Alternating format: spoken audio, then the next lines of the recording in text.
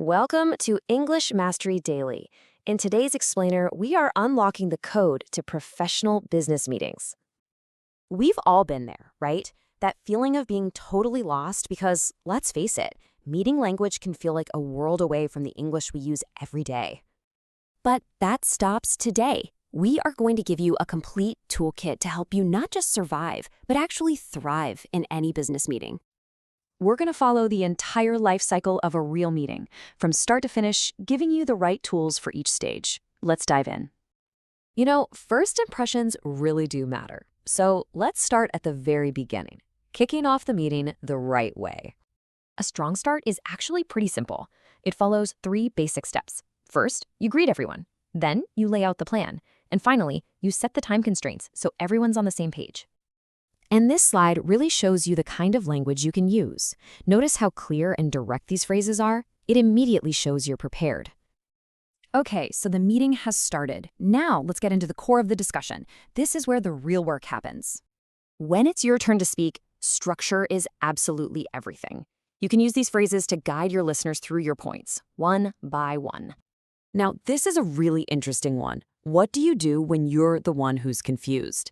This is a moment where you can either sound unprofessional or you can sound highly competent.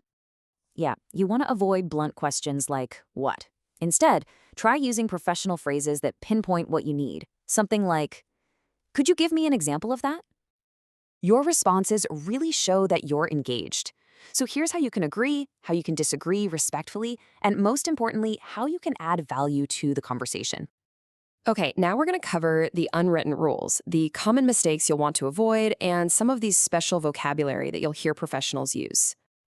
This is such a crucial point. Just watch your tone. Shifting from casual to professional English, just like you see here, makes a huge difference in how you're perceived. You'll hear terms like bandwidth pop up. It simply means how much time or mental energy you have to do more work.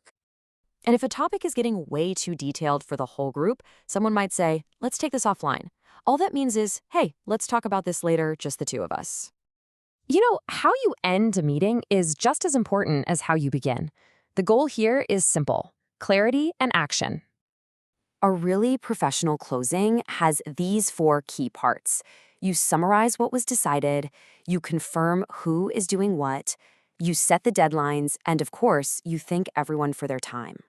And here are the exact phrases that make it happen. Notice how they're all about confirming the details and setting really clear expectations for what comes next. I know we've covered a lot, so we've put together a simple cheat sheet with some of the most crucial phrases you're gonna need. Think of this as your quick reference guide. Keep it handy for your next meeting. Now, what's the one big thing to remember from all of this? Well, the most crucial point is that preparation is everything. When you know these phrases, you're not just ready to speak, you're ready to contribute with real confidence. So, here is your challenge. Pick just one of these phrases, just one, and make a plan to use it this week. Let us know down in the comments which one you chose. You can do this.